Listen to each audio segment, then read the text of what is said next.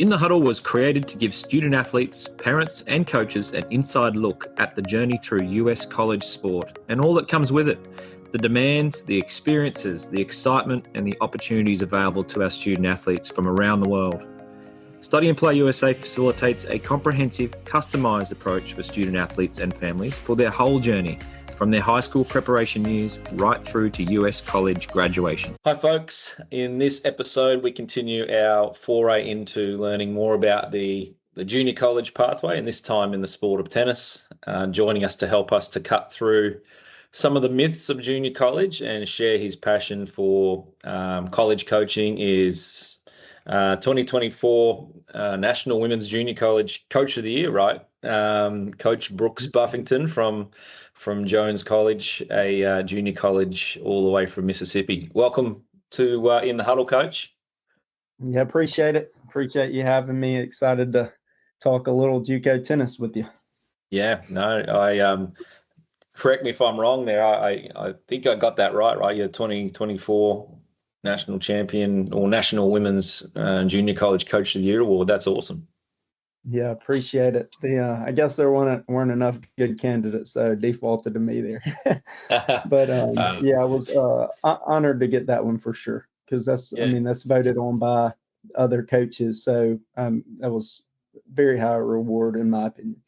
Yeah, no, that's really good. So obviously great for you, and I think it's great for the listeners what we're about to go through, hearing, I guess, from the horse's mouth, I suppose, a little bit more about the junior college path, because I think whilst we spend a lot of our time educating families on junior college down here, I just spoke to you before we started recording this about the importance of actually understanding what junior college is and some of the language that is second nature in America, but it's a little bit foreign down here, even just the two words junior college. So pretty keen to unpack a little bit of that. Listen to your stories or experience about, I guess your journey as a junior college player, then a Division II player, and then back where it all began as a coach in the junior college system. So pretty keen to have a chat about all that. So really appreciate your time. And so we're sort of late afternoon there on Wednesday. Kind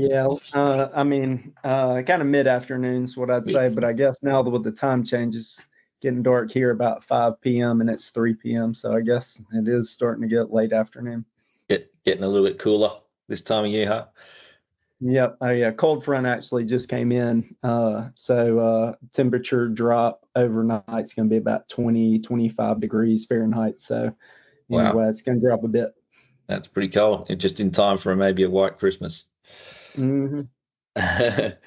All right. So I think, just as I touched on before, I think a good place to start, I think, I'm not sure if you're familiar with this, being from Mississippi, but on Netflix, maybe 5-6 years ago, Last Chance U was a hugely popular series. It focused on, largely football in the first couple of series, and and it had a bit of a Mississippi focus to it, interestingly enough. So I guess that's one angle. I'm sitting there watching that thinking, okay, this is really interesting. It's quite brutal in some ways, very familiar in some others, but I just probably, for the record, it'd be great to actually just hear from your, assuming that we got people listening here who don't even know what junior college is, just through your own words, what is a junior college tennis experience for a player?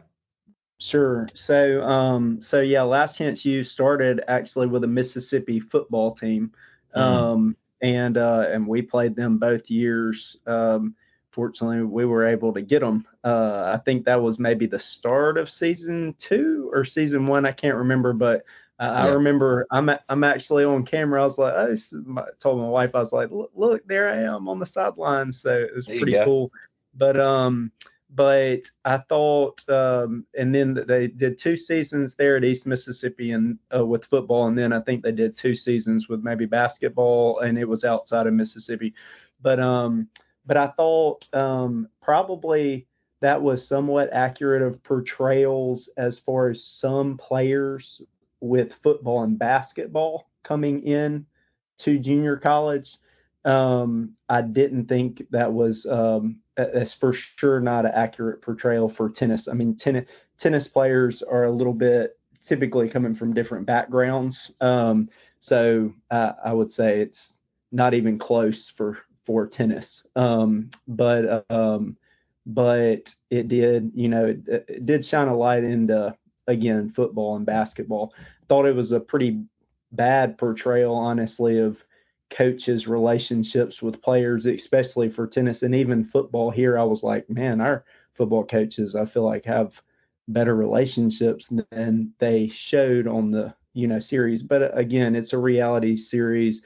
They're trying to show as much like dramatic content as they can. So it's probably not even a very true, accurate portrayal of what it was actually like with the coaches and the players at East Mississippi even. But yeah, that was for sure not the case. I mean, I thought those relationships were shown pretty poorly. I mean, I have very good relationships with my players. I mean, all of my players know that I'll do, whatever I can to help them. So yeah, pretty rough there. As far as like JUCO tennis, what it's kind of like, and say junior college, that's just, I may use the term JUCO, and that's what that is. It is basically just your first 2 years of college. And we pretty much, the reason we exist are really to knock out core curriculum classes. So the junior colleges academically are big on core curriculum classes that you have to have at universities. It's just we offer them at a lower cost. A lot of the time the class sizes are much smaller, and then our teachers typically are going to be, I mean, all of our teachers here at Jones, and this is pretty consistent, at least in Mississippi, if not throughout, all of our teachers have their master's degrees, if not their doctorate degrees, which essentially means that they have went their 4 years and obtained their bachelor's degree. And then they have gone at least another year to get their master's, and then the doctorate, it can be, it depends on what they've got it in. I mean, that could be 2 to 4 more years of school, So Yep. A lot of the time at larger universities, you catch teachers in there doing the core curriculum, which is not their primary focus. The university's primary focus is going to be in their individual majors, but a lot of time in the core curriculum, I mean, you may get a class size, and this is for sure the case because I've had some of my players after they've transferred be in these situations. That's why I know. But a class size of 150 students, and it's being taught by a graduate assistant, rather than somebody who's gone through. So that's the foundation of, why we exist. And like I said, for academically, for that core curriculum and those classes. And we still have plenty of we have major pathways, and we have tons of classes in those majors. Like every player that has came here has taken numerous of their major classes, but again, they have also knocked out that core curriculum moving forward. So it's just what we do, and do it for a lower price. Yeah, look, I think that's an awesome summary, really, because I think what it actually exposes a little bit is this idea of some of these myths. Like, so for example, on the academic side, there is an assumption in some cases, and people make these blanket comments that it's just for students who are not really smart or haven't really done well academically. It's actually not the case. We have some we have a 4.0 kids that proactively are choosing to go to college because they need to get their core curriculum up that they weren't aware that they had to do through high school until it was too late, or they're proactively going there because this is actually a really good tennis program and it's going to help me get better and get exposure and whatnot. So I think those days are gone. There are some people that just simply have to go to junior college because they just don't meet the academic standards. Yes, and that's their chance, a clean slate, right? I love that about junior college. But what we're seeing is more and more of our boys and girls, finishing school and say, you know what, this is actually the best fit for me because it may be a smaller campus, more attention. I can actually just ease myself into this college journey rather than go, wow, I'm at this massive 25,000 person, campus, and then I'm so far from home, and that can be a bit overwhelming. Sure. So, that's that. As far as the myth of, JUCOs being for the academically poor students, is for sure. If those days ever existed, they're for sure gone now. For instance, like my team right now, I have, we do the ACT here, but I have 3 players that out of the 18 that are in the 30 plus club, which that's I did the SAT equivalent on that, and that's a 1350, and then actually I just had a kid leave that graduated here, got his associates from here, and has moved on to 4-year, who had a 35 on the ACT, which is the equivalent of a 1540 on the SAT. And the highest you can get on the ACT is 36. He made 35. So I got plenty of brilliant minds on there. So, and that's been very consistently with my roster. And a lot of the time, especially just with tennis teams, period, you have high academic people, and I know that myth does exist. There's no question, like some people still think that, but again, when I'm bringing in somebody who is 1 point from perfect score, like is obliterated. So definitely exactly. not that way. And again, our teachers, every one of them has their master's degree at least. So you got qualified people teaching, and I think that's probably what is making the trend, because I think people are becoming a little more aware that, hey, you can get a very good education at junior college. Yeah, absolutely. And one of the lines we use a lot is, in our experience at least, and we've been doing this, quite a long time now. You can get out of high school in Australia, and this is from probably more an athletic point of view now. You can actually complete high school. You can get some offers from 4-year colleges. But if you go to a junior college, in our experience, you're more likely to end up at a better 4-year program than that one, and so it's a legit pathway athletically too. And I think there's some myths around that. And it comes from our end, it comes from the word junior. I think, some people just have that idea junior means, oh, maybe this is for younger kids, and maybe this is for maybe some kind of inferior level of tennis. And it's actually, as you know, it's not the case. It's just junior means your 3rd year in America, and junior college takes you to your 3rd year. So I think that's one really important myth. And I think it's also worth mentioning that, we worked with about 5 players in the last 18 months who are the best juniors in Australia. Like they're very good, national champion under 18, and a few others that have proactively gone to junior college, and they're there now, and they're doing well, and they're winning big events, and now attracting attention from some of these bigger D1s that they would not have been able to go to had they gone straight out of Australia. So I think that's another myth that needs to be dispelled as well. Sure. And we've I have 2 girls that came to me from Spain who didn't have real high UTRs at that point. So they weren't getting, many 4-year offers, honestly. And I talked to them, recruited them pretty heavily, because I could see on video, hey, these girls, they're solid. They've got the ability to get better. They came here for 2 years, got better, raised their UTRs, came out with basically very high GPAs. One of them had a 4.0, another one had a 3.8 or 3.9 leaving here.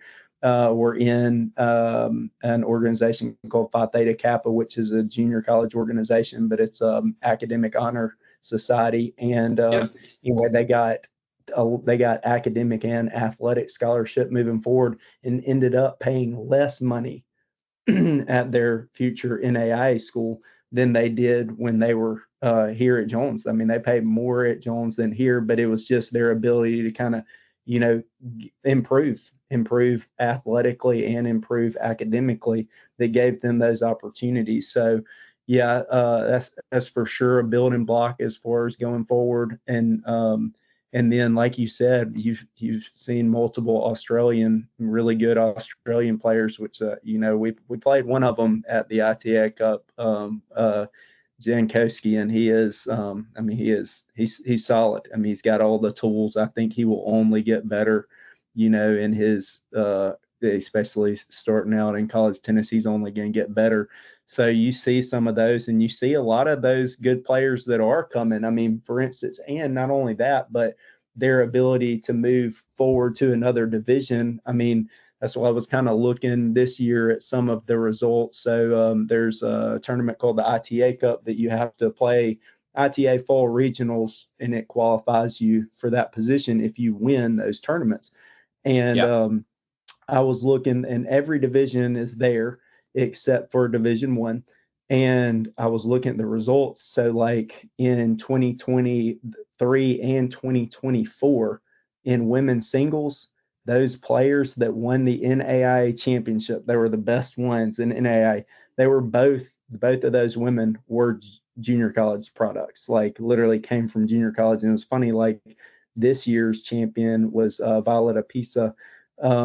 And she's at Kaiser, and she was playing number 3 at Tyler Junior College. Yeah. Like, I mean, come on, like that's pretty good. And then, for instance, even this year, the guy that won Division 2 this year was Takeshi Tako, who played junior college tennis. And basically him and another guy that played junior college played 2 and 3 last year for Valdosta State, who won the Division 2 national championship. So, yeah, I think you can, I mean, I could keep going. Oh, actually, I've got even better, the trump on all of those.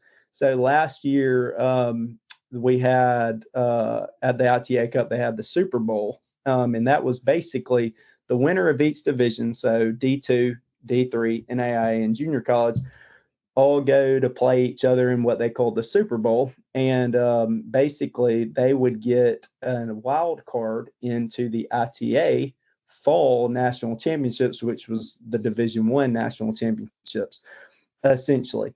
And anyway, the guy that won the singles in the Super Bowl and got the automatic bid in NCAAs, he was a junior college player. It was not the Division 2. It was not the NAIA. It was the junior college player. His name was Jean Baptiste Badon, and he actually just signed with the University of Arkansas last week. So he's going to a SEC school, which is doesn't get much better. And here come the NIL deals for him. So anyway, yeah, it's that's a whole new that's a pretty good summation, and I think it buries the whole some of those myths about it. I mean, it has to, right? So anyone listening to this, I think it's really good. And just so everyone knows, I've got no shares in junior college. I just think it's so important that people know that it's a legit option. And I guess just to probably summarize a few points, really what we see, coaches, that we have there's 4 reasons to go to college, or 4 reasons why people go to junior college. There's an academic reason where they go, you know what, I've just come out of a really tough system where my GPA might be just enough to get into a D1, D2, maybe a 2.5, 2.6 on a 4-point scale. Go to junior college, come out with a stronger GPA after a year or 2 years. And as you said, that's going to lead to more academic scholarship at a lot of those 4-year colleges. That's one reason. Another reason is an eligibility reason, as you touched on, the core course, getting that up to scratch to make sure you're NCAA eligible. Some people come to us in their senior year of high school, and it's too late to change subjects, and they've done the wrong ones. They've got some bad advice along the way, or no advice, or just weren't aware. And got to go to junior college, go and prove your worth, and they come out again with more exposure. And another reason is financially. You touched on that as well. It's not an expensive place to go. So go there for a year or 2 years, save money, and then you got more money to spend on a gap payment to go to a 4-year college if necessary. And then I guess the other reason is the tennis proactively. As I said, we're finding so many players that, hey, you know what? Junior college is actually my best tennis option. It's better than that Division 1 option that I've got. It's better than that reasonably good Division 2 option. I'm going to be a better player in 2 years and go to a better 4-year program than that. So that probably just summarizes all those myths all together and everything you've just said. I think they're probably the 4 main reasons why people choose to go to junior college from our end. Sure. Yeah, it's really interesting. So I think I'll just round that off for people listening. The other thing I'd like to say, and again, this is maybe, I'm not sure if you've seen this in on the US side of things, but certainly down here, there's not enough knowledge of the overall college system and how the divisions work individually and how they all link and relate. The reality is they don't necessarily relate. Every division's got its own set of rules, obviously, and standards. But in Australia, it's natural when we have numbered divisions like Division 1, NCAA Division 2, we automatically do this vertical arrangement in our head. Okay, Division 1 must be the best, Division 2 next best, Division 3. And then a lot of people just automatically go then NAIA and then junior college. And it's obviously completely wrong. As I tell people, there's a lot of junior colleges that'll beat the pants off, a lot of Division 1s. And beat the pants off a lot of D2s. A lot of D2s will beat the pants off Division 1s, and they can all beat each other. So, yeah, I don't know if you've got anything to add to that, but we see that a lot down here. Are Americans just a little bit more educated about that in your experience, or they understand, or what do you think? Yeah, I think they understand a little more. I think still some do think that junior college is maybe beneath them. And I think that's probably more from an academic side a lot of the time from Americans than actually like the level. The level I think still may play a little bit, but I think they're a lot more aware of it now. But that was the case, probably 10 plus years ago. That was the case. They thought the level was too low. And I think now they're understanding a little bit more just because they can see numbers. You've got like some visual things where you can go in and you can look at UTR, you can look at WTN, and you can actually see a number. So you can look and see, oh man, this guy's got 11 UTR on his team. Like they're solid, So I think that it's easier there. And I can understand the concept that you're talking about with the Australian players looking at, hey, this number system, you go D1, D2, D3 down. And that would honestly would make a lot of sense, but it's just not the way it is. You could kind of look at it. I think the easiest thing to do is look at it. You have NCAA and you have D1, D2, D3. Okay. So you've got one organization there. Then you have NAIA, which is a separate organization that does not have affiliation with the NCAA. And then you have the NJCAA, which covers, and the CCCAA, which is the California junior colleges. But those organizations operate separately. They're different. The major difference junior college is it's 2 years. NAIA and NCAA schools are 4 years. But the difference kind of in NCAA, D1, D2, D3 is really scholarships. Like D3 cannot give athletic scholarships. They can give other scholarships and academic scholarships and things like that, but they do not have athletic scholarships. D1 and D2 are a little bit trickier as far as, they can give a lot of the same scholarships. So it's a little, but there's just some differences there as far as the level that you're competing at, because they get to decide, the schools get to decide like who are you going to compete, what level are you going to compete with at. Yeah. So yeah, that's just pretty much the differences there. No, it's good to sound like me. It's what I probably have that conversation at least once or twice a week with someone and explain that. So I have to do that a lot. So, but that's really helpful as well. I guess just one quick. I don't know if you just mentioned it there or not. But you play in at Jones. I assume you play some against some D1s and D2s too. So you're not locked in or stuck in your own division, right? You play. I'd imagine you play pretty much every other division. Correct. We play the least of D1s whenever we play them, and we probably typically play just a few of them. But we do play a good bit of D2s and NAIA schools, So yeah, you're not locked in to anything. I mean, you can go to our schedule and see like it's not just junior colleges on there. There's multiple other divisions. I mean, we play D3 as well, so multiple other divisions on there. Yeah. Okay. And I guess just from getting your coach's hat on now, I'm really curious. I think I know the answer to this, but it'd be interesting to get your take. But you're obviously a really good coach. You're obviously getting quite a few awards now. You're starting to get recognition for that, which is awesome.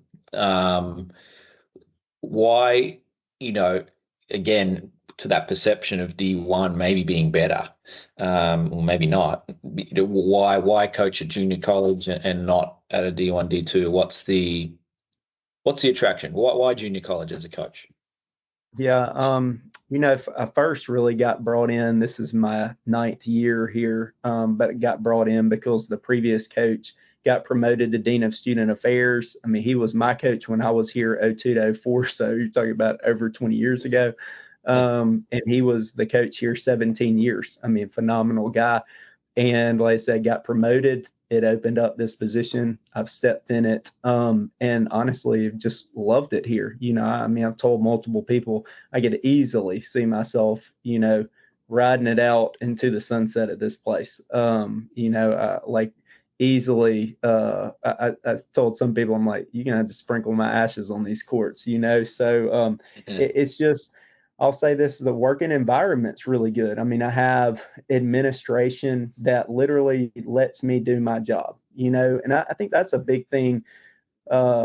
I think there's a lot of coaches out there that get micromanaged by administration that maybe we want the numbers up so high. I mean, I know there's a lot of D2 and D3 schools that they just want numbers because they just want money. It's money, money, money. That's what it's about, some of them don't even care if you're succeeding on the court. They want you to be bringing in all these players. And that's not the case here. So I mean, right there, like they want me to succeed. Our administration is really good on that. So they let me do what I need to do to put ourselves in a position to succeed, So that's, I mean, number one, probably why I haven't really looked out. I've had some other job offers, not necessarily D1, but some other ones where D3 and D2 that were interested in. And honestly, on multiple of them, the pay's not as good. You're still working with both the men's and women's program, but when the pay doesn't increase, and the pay actually decreases big time. I mean, there's, one major factor, and then their situation may not be as good. I mean, we're fortunate to have a tennis facility with 8 courts, that's right on campus, that I get to run. There's a lot of other schools. I mean, junior college, D2, D1, NAI, D3 that do not have the facilities that we do have. There's a lot of them that are really good. When you're talking SEC D1, like, you're talking different level. Like, it's unbelievable. They got 6 of the nicest indoor courts you could see at most every one of them. So, but there's a lot of, let's just say there's a lot of in between that does not have those resources that we have. That multiple junior colleges, there are multiple junior colleges in the state of Mississippi that have much better facilities than others. So, when I've got the background support there, and I've got the facilities, and then honestly, I love the players that are coming in here. I mean, I really do. Like, it's a lot of just individualistic players. Every one of my players come in and they want to get better on the court. Okay.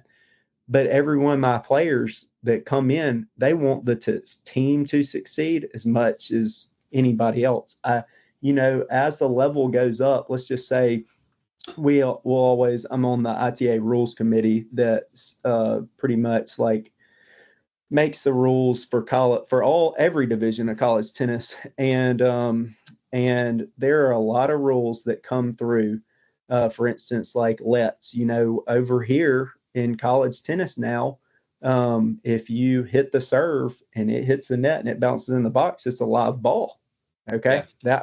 You don't do that anywhere else, but that was done because essentially at Division I men, there were a lot of players that were literally just saying, they were getting aced, but instead of like being honest and getting aced, they were saying, that was a let, and if there's not an official on the court or, it's not chaired, like you can do that. And that was a problem, so that ended up coming down to, every division eventually 2 years ago happened. But there's multiple rules that come on, and it's D1 men most of the time on them finding ways to cheat. And see, I can't stand that. And that's not the players we have here. So it's just the situation. Let's just say a situation could be a lot worse. And I will say Mississippi State retirement getting in that system is pretty good. So good on you, mate. And looking forward, that'll be good. And you're a Mississippi boy, born and bred, right? So sure am. Yeah, good stuff. I can just maybe tell a little bit from your accent, right? Yeah, probably slightly from y'all's, which, hey, I'll say this. We've got a lot of people over here. Oh, man, I love his accent. Like I had an Australian guy the last 2 years, and they were like, I love his accent. These girls are falling for him over here. It's just fun. Yeah, no, there's an intrigue around it for sure for some reason. I know we're used to it, so we don't think our accent's anything special, but it seem to like it over there. So yeah, our kids do like the attention they get when they get over there.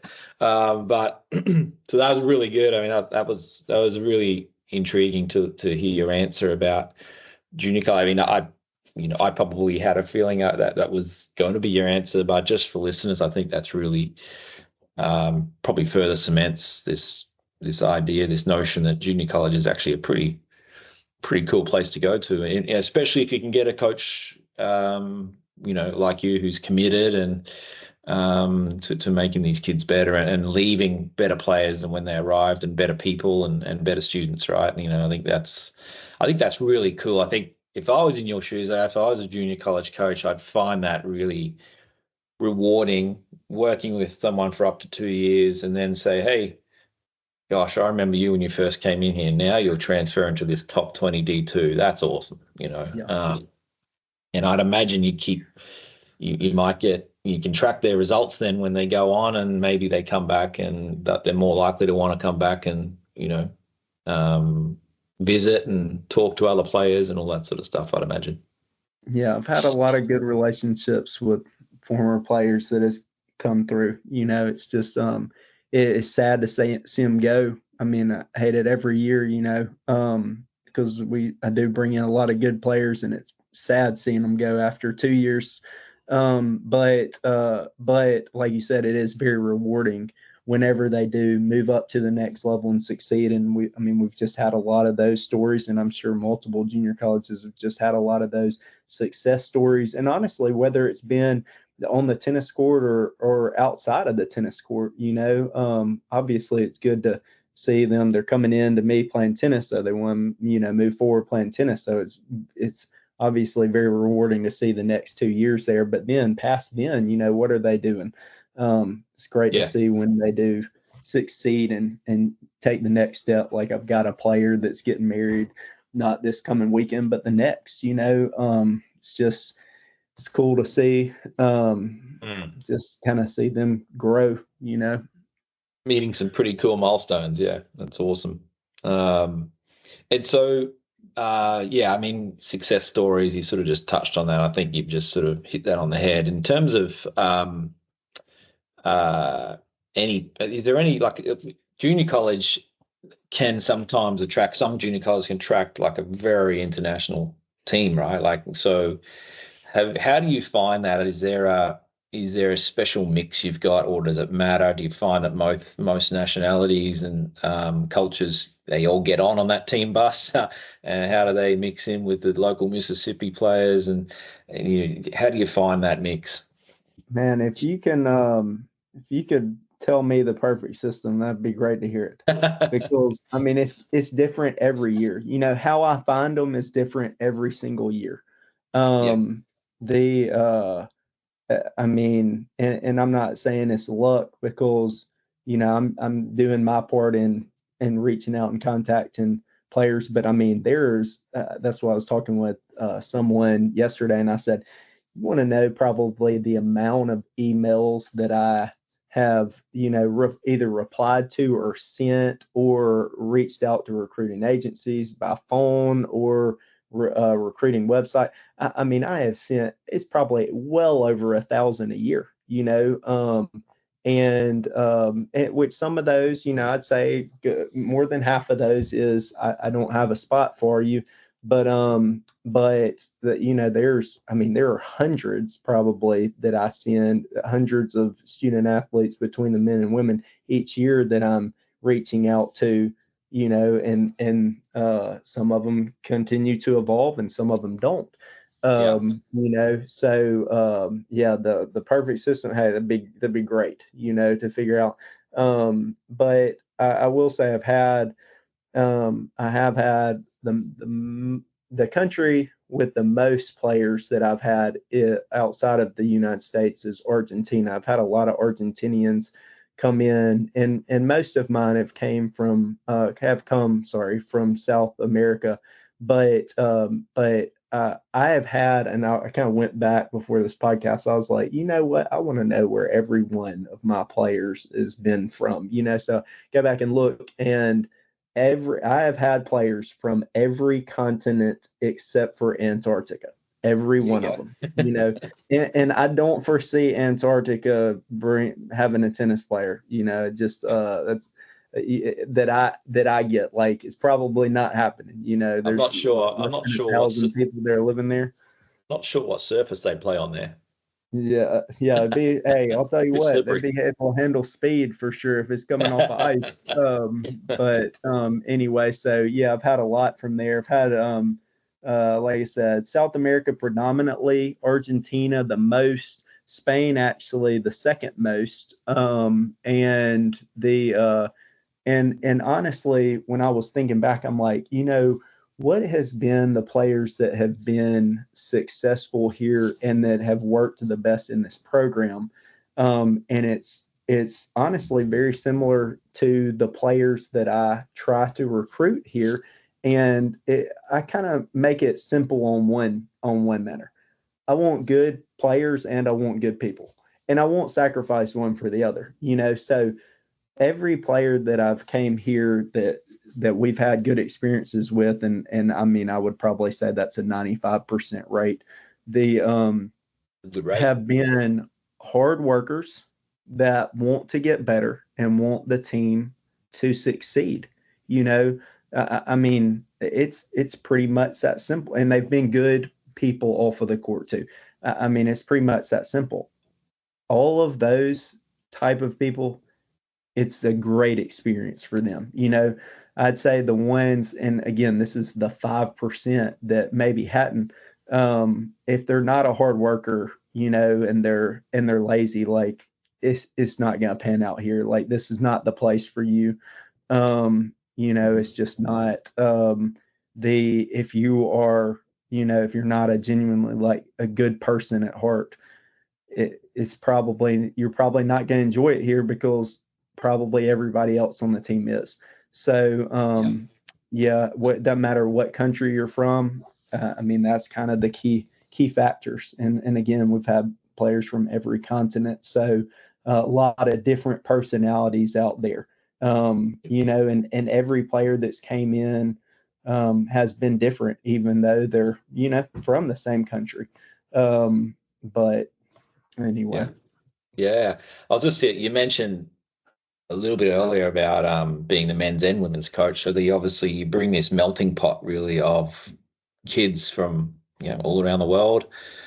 boys, or men and women, and you're coaching both. I was just really curious on that. How do you manage that, and what are some of the things you guys do off court to probably gel and bring the teams together? Sure.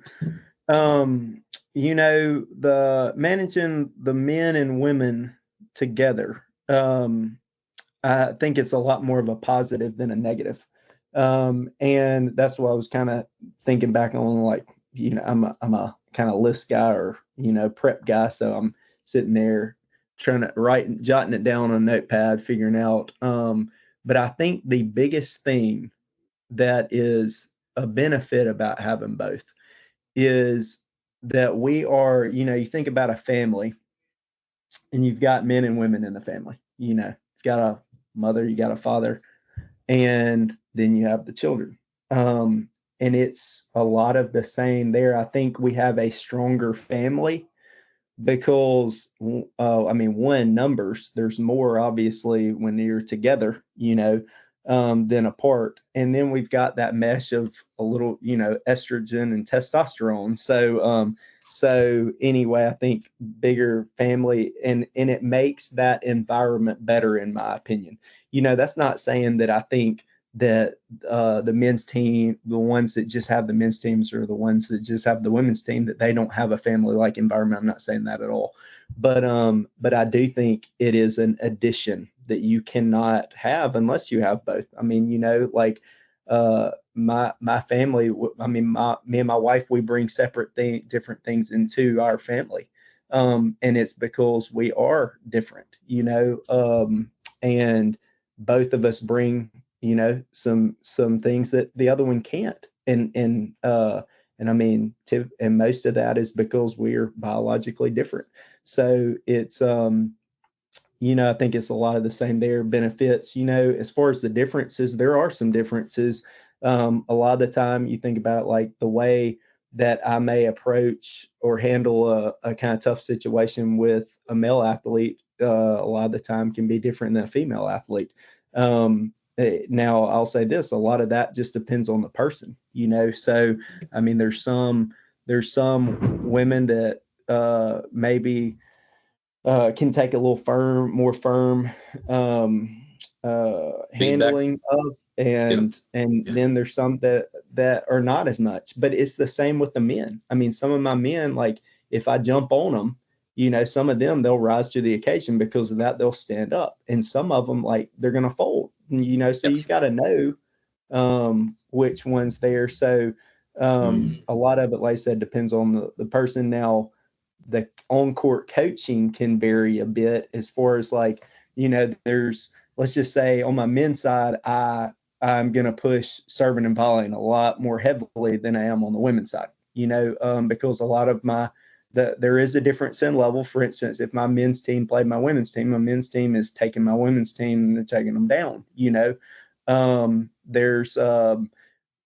so there is a difference in level, which obviously, if there's a difference in level, the higher the level you are, the more than likely the higher strategy you can run, and the more things you can do with them. And like I said, that's just serving and volleying is one thing, for instance, that you can that I'll push more, that I won't do with the women. We're not, I don't push them to serve and volley, push the guys. So there's differences there, but like I said, a lot of it, I think, is honestly a positive. I love having both. I love both the men's and the women's team, because they are different. Yeah, it sounds like, your philosophy is family, and the more the merrier. The more people you've got together, the more chance you've got of everyone, including Americans who've left their home to come to college, of having a good support base, right? I think that's a big thing. The only thing I would say is I don't want it too big. Sometimes I don't want the family to be where I've got like 12 men and 12 women. All of a sudden, you got that many players on a team. Like, how am I able to effectively coach them at practice and be able to give them, a little more, like, time individually? Like, you can't do that big. So definitely try to limit the numbers, not to have just a huge overflow. But I do want, the amount we have, I do want to be a a big family. There's no question about it. I mean, their experience, as much as tennis is important to me, and it is. I mean, I am the tennis coach. I get paid to win tennis matches. That's, if I'm losing every match, like you don't make it at this school. But the experience that they have here in tennis plays a huge role in that. Is much more important to me than, winning a tennis match. There's no question about that. You mentioned South American connection, like a lot of Argentinians, and then from a Europe point of view, obviously the Spanish, you say you've had a lot of success with. You had any Aussies before? Yeah, man, had a Aussie that just finished with me last year, so had him the past year and a half because he graduated and came in the spring, like a lot of Aussies do. It was funny, like he got over, I think he expected to be at the top of our lineup and wasn't, really kind of struggled on the front end at doubles for the most part. I mean, I remember him telling me, "Coach, just take me out of doubles. I'm no good," and I didn't even have him at one doubles. I had him at two doubles. He's telling me to take him out. And I'm like, brother, you are one of our better players. Like, I need you in there and you can be good. Like, there was just some things he needed to be more aggressive at the net, moving, just some basic concepts of doubles that he needed to take a little more hold on. And it was really just being more aggressive. But anyway, me and him butted heads a good bit that first semester. And then it comes back in the fall. Our relationship grows. By the next spring, I mean, me and him are super tight. He even messaged me last week and said, "Coach, I can't remember exactly what it was, but it was something on the effects like, your program is life-changing." I mean, he literally said that. I love him and would do anything for him. And like I said, we were butting heads one year before. But again, he's saying, take me out of the doubles 1 year after. So he came in spring 23. Spring 24, him and his partner are playing so he's now moved up to number one doubles. We're at the national championships. They lose in the semifinals to the team that won it, and they lost in a match breaker to the team that won it. I mean, this guy's inches away from playing in a finals. So, I mean, that kind of shows you the progress that you can make at the junior college level. Like, I mean, a guy's telling me he can't play doubles, and then he's points away from playing for a doubles championship. And again, the team that they lost to won it. So, I mean, he's one of the best. They're one of the best teams in the nation. Just great experience with him. Like I said, not on the front end, but golly, I mean, 1 year, what 1 year can do, not only with your level, but the type of person. I mean, and I'll say this, I think if he would have went to another location, I don't think he becomes as good of a person as he is now, So I think he made a lot of not just tennis growth, but maturity. I mean, he's just like he attracts everybody that came to him. Like, he's just, it's a great kid. So I've had some good, that was a really good Aussie experience for sure. Yeah, no, I love that story for a whole lot of reasons. Obviously, we're a little bit biased. We're in Australia here, but I think for the main reason is your point about how much stuff can change in a year. Like, a year is a heck of a long time when you're at that age, but when you're in college, it is a big culture shock. It's a big change moving from Australia to Mississippi or anywhere in America, really.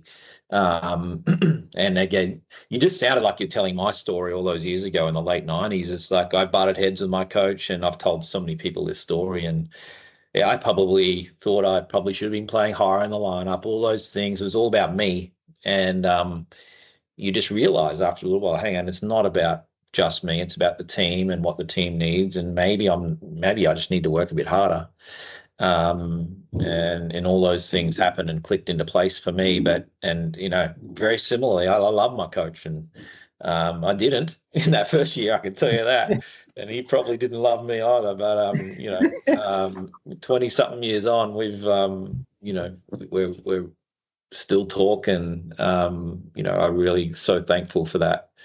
That I stuck it out, and where it could have been easy to transfer and leave. And and this is all too hard. So I think credit to you and your program too. Also, if you've turned him around, right? He's obviously done it himself as well, but I think you've got to take some credit there as well. Yeah, most of it toward him for sure, though. I mean, they have to, it's kind of like in a lot of situations, I try to lead the horse to water, but they've got to drink. If you make the jump, it's you made the jump. Like most of it is them. I'm just an asset that they can use to take that jump. Yeah, no, that's awesome. I had another couple of questions here, but I think we sort of answered them as we've gone here. We've covered a lot of territory, which I think just, in my opinion, just gives a really good, realistic, positive overview of what you do out there at Jones, but, the broader look at junior college. So I think, in terms of, what we want to cover today, I think we pretty much nailed it. So I think I've only got one more thing, which is very off topic, that I wanted to cover off. But just knowing you're a Mississippi boy and Thanksgiving next week, I'm going to make an assumption that you like your good old Southern food. So then Thanksgiving's coming up. Yeah. What's on the table at the Buffington residence at Thanksgiving? Well, actually, we're actually spending Thanksgiving Day with my my in-laws are coming in to the city I live in, and we've also invited my parents as well. My parents, it may be the last minute before on them, but hopefully we are all together at a location, but it fortunately will not be my house, so I don't have to prep, or really probably more so my wife doesn't have to prep a good bit for something there. But yeah, we like it. And actually yesterday at the cafeteria they had Thanksgiving dinner for for everyone. So had some turkey and dressing, which was really good. And I'll tell you, our cafeteria, they do a good job. Sometimes they do too good a job. So it makes you, and it's buffet style, so it makes you want to go back. But yeah, I do like that food, and probably the biggest thing is I like spending time with my family. I like spending that family time there probably more than I do eating the food. And I'll say this, like, I know I ask a lot of my players and talk to them about nutrition and about what they should be putting in, and I tell them, like, you can cheat. There's nothing wrong with cheating occasionally, but can't be cheating every day, or we're heading in a bad physical direction and health direction. But if we're gonna play some tennis, gotta be in some pretty good physical condition. And so if I'm gonna ask them to be somewhat smart and moderate, then I feel like I need to be abiding by those rules as well. So as much as I like some of it, I restrain from some as well. Yeah, well, I've got a very good, dear American friend that lives in Australia, and we go over to their place or her place every Thanksgiving to keep the Thanksgiving holiday alive. It's one of my favorite holidays over there that I really miss it. Because I like my food as well. So, so look, wishing you and your family, but also the Jones College family, a really happy Thanksgiving, Coach. And thanks again for joining us on In the Huddle today. I think it's been an awesome chat. Yeah, appreciate you having me. Hope to get asked again. Yeah, no worries. We'll have to get you down here for Thanksgiving one year, mate. Sounds good to me.